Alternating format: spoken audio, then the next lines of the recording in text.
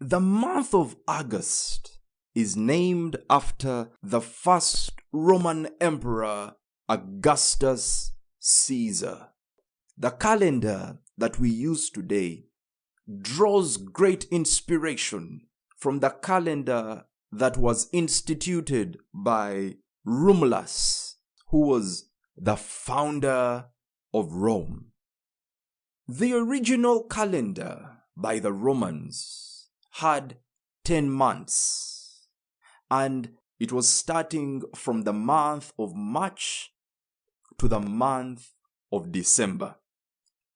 It was a Roman ruler that came thereafter, Numa Pompilius, who later on added the 2 months of January and February to make the total number of months in the year 12, which is the way the year runs up until this day. So let's find out more about the origin of the names of every month. January was named after the Roman god Janus. February was named after a Roman festival of purification called Februa.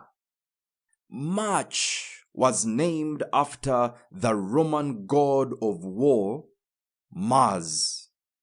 April was called Aprilis in Rome.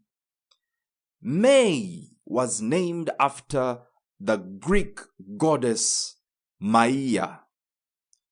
June was named after a Roman goddess, Juno, who was a god of marriage and childbirth. July was named after the Roman general and statesman, Julius Caesar. August, as we started this episode, was named after the first Roman emperor, Augustus Caesar. Now, September, October, November, and December were named after the Roman numbers to show that they were the 7th, 8th, 9th, and 10th. Remember, as we mentioned earlier, the original Roman calendar had 10 months. So if you remove the first 2 months, January and February, and you start counting the months from the month of March, when you get to September, it will be the 7th month. So that's why the original names of the months from September to December were numerical to signify 7, 8, 9, and 10. And even today, you realize that we have kept these numerical references. For instance, a shape with 7 sides is called a septagon. A shape with 8 sides is called an octagon. A shape with 9 sides is called a nonagon. And that of 10 sides is called a decagon. So that is where the names September, October, November, and December drew their inspiration from.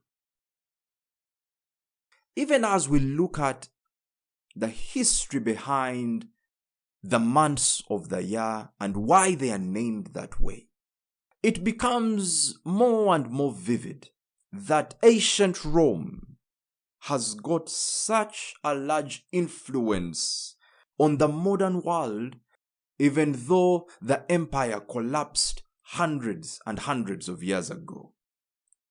The Roman influence can be seen in literature of the modern time, laws of the modern world, technology, architecture, math, economics.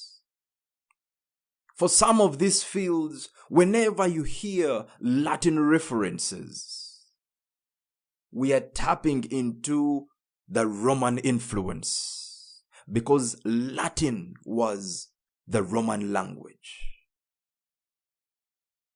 That is it for this episode. Thank you very much for listening in.